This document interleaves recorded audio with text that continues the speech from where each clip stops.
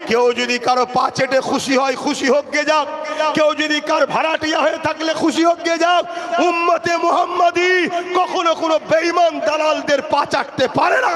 উম্মতে মুহাম্মাদি তো দুনিয়া এসেছে রাজত্ব করতে, কারো গোলামি করতে উম্মতে মুহাম্মাদি আসেনি। মুসলমান দাড়ি থাকলে শুধু হয় না, টুপি থাকলে শুধু হয় না, তার বাস্তব রূপও দিতে লাগে।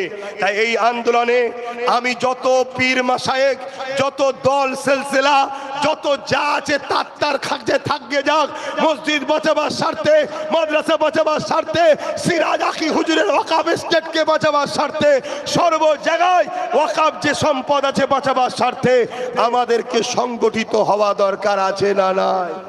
এই তিনটে পন্থা।